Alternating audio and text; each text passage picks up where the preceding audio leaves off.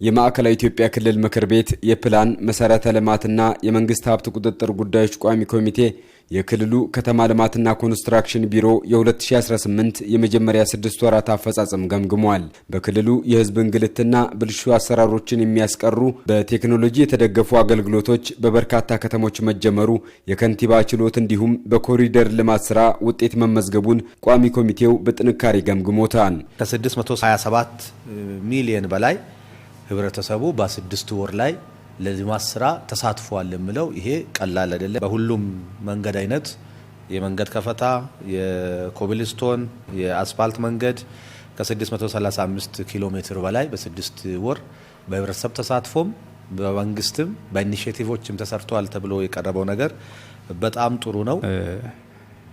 ቢሮውን ወደ ዲጂታላይዝ ሲስተም ውስጥ የመቀየር ስራ ብዙ ብልሽቶችን እያረማ እንደሆነ ሪፖርቱ ያሳያል። በተለይ ከዚህ በፊት የመልካም አስተዳደር ችግር ሆኖ የሚነሱ በተለይ ከመሬት ጋር ተያያዥነት ባለው የሚነሱ ችግሮች በአብዛኞቹ ከተሞች ላይ ወደ ዲጂታል ሲስተም ውስጥ ወደ ቴክኖሎጂ መቀየሩ ትልቅ ለውጥ እያመጣ ነው። የሊዝ ውዝፍ ዕዳ አሰባሰብ፣ የጽዳትና አረንጓዴ ልማት ስራዎች እንዲጠናከሩም ተጠይቋል። በማህበር የተደራጁ የመንግስት ሰራተኞችና በዝቅተኛ ገቢ የሚተዳደሩ አካላት የቤት መስሪያ ቦታ ጥያቄዎች አለመፈታቱ ተነስቶ የቢሮ ኃላፊ ተወካዩ አቶ ጨምረ ኃይሌ ምላሽ ሰጥተውበታል። ማህበር ተደራጅተው የቤት አቅርቦት ቦታ ቤት መስሪያ ቦታዎችን የሚፈልጉ አካላት ጥያቄን መፍታት የሚለው አንዱ ስለሆነ በእያንዳንዱ መዋቅር ላይ ከክልል ከተሞች ጀምሮ በዚህ ልክ ተደራጅተው የሚንቀሳቀሱ የመንግስት ሰራተኞች፣ መምህራን፣ አመራር የተለያዩ አካላት ስላሉ እነዚህ በየደረጃው እንዴት እየተፈቱ ነው የሚሉ ጉዳዮች ላይ ትኩረት ቢሰጥ ለማለት ነው። የዚህ የመሬት አቅርቦት ጉዳይ በጣም ትክክል ነው። የመሬት አቅርቦት መፍጨርጨሮች አሉ፣ ግን ከፍላጎቱ ጋር በጣም አልተጣጣምም። በተለይም ለማህበራት ቤት አቅርቦት የተደራጀ ማህበር በዚህ ነባር ክልል ከመምጣታችን በፊት ይሄ ክልል ከመመስረቱ በፊት እጅግ በጣም ብዙ መምህራን የከተማ ነዋሪ በዝቅተኛ ኑሮ ውስጥ ያለ ማህበረሰብ ቆጥቦ የሚጠበቅበትን አሟልቶ ቁጭ ብሎ እየጠበቀ ነው የነበረ እዚህ ክልል ስንመጣ። በዚህ እንደገና ደግሞ ተጨማሪ ከነባሩ ክልል ወደዚህ ክልል ደግሞ የመጡ አመራሮች፣ የመንግስት ሰራተኞች በተመሳሳይ ሁለት ቦታ ከታች ወደዚህ ሲመጡ አዲስ አካባቢ ስለመጡ የእነሱን ችግር በተጨባጭ የሚታወቅ ነውና እነዚህ አቅርቦቶች ስንመጣ ባለፉት ነባር ክልል በነበረበት ሰዓት የመሬት አቅርቦት ለማህበራት ከማቅረብ አንጻር ኮምፔር ስናደርገው በዚህ 2 ዓመት የሰጠነው እውነት ለመናገር በጣም ብዙ ነው። ኮምፔር ስናደርገው ግን ደግሞ ባክሎጉ በጣም ሰፊ ስለነበረ ገና አሁንም ብዙ ይቀረናል። ስለዚህ ለዚህ ሲባል ወደ አንድ አገርም እንዳነሳችሁት ወደ ኢኒሼቲቭ ገብተዋል። እኛ በኢኒሼቲቭ አምጥተን ቅድም እንደተቀመጠው በተለያዩ አማራጮች አሁን በሪል ስቴት እየጀመርናቸው ልምድ ያላቸው አካባቢ ሳዕናን፣ ወራቤን፣ ወልቂጤን በልምድ ደረጃ የሪል ስቴት የጀመሩ አካባቢዎች አሉ። እሱን በደንብ ማስፋት አለብን። የከተሞች ፈርጅ ለውጥ እንዲደረግ የሚነሱ ቅሬታዎች እንዲፈቱም የቋሚ ኮሚቴው ሰብሳቢ አቶ ታመነ ገብሬ ጠይቀዋል። ፈርጅ ሽግግር ጥናት አጥንታችኋል፣ እናንተ ያሳልፋችኋል። ታስ ግን ከፍተኛ የሆነ ቅሬታ ፈጥሯል። ለአብነት ቢወስድ ቆሼ የልዩ ወረዳ ዋና ከተማ ናት።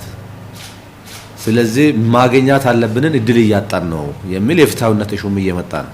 የፈርጅ ሽግግር ቅሬታዎች ቅድም እንደተነሳው ስፔሻሊ ልክ ነው። አሁን እንደ ቆሼ ፈርጅ 3 የልዩ ወረዳ ከተማ ነው።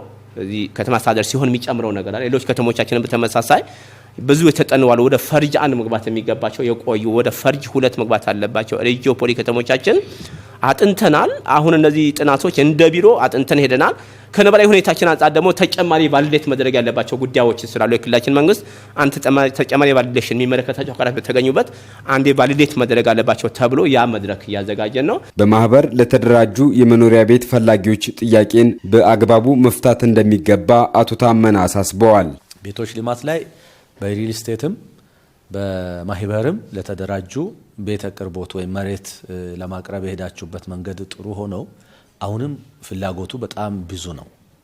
ቅድም አቶ ጨምር እንዳለው ካለፉት አመታት ጋር ሲነጻጸር የመጣው ውጤት ቀላል ነው የሚባል አይደለም።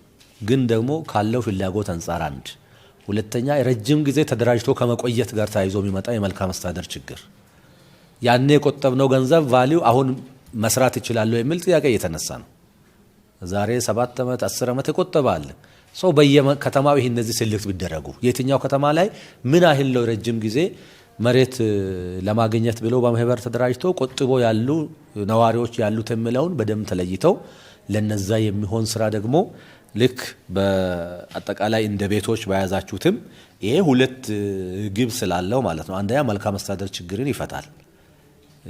ተደራጅቶ የተቀመጡ ስለሆኑ ቆጥቦ የተቀመጡ ስለሆኑ፣ ሁለተኛ ደግሞ ቤትን ለዜጎች የማቅረብ አንዱ የክልላዊም የአገራዊም ኢኒሼቲቭ ስለሆነ በዛ መሰረት ትኩረት ቢሰጥ የሚለውን ለማንሳት ነው።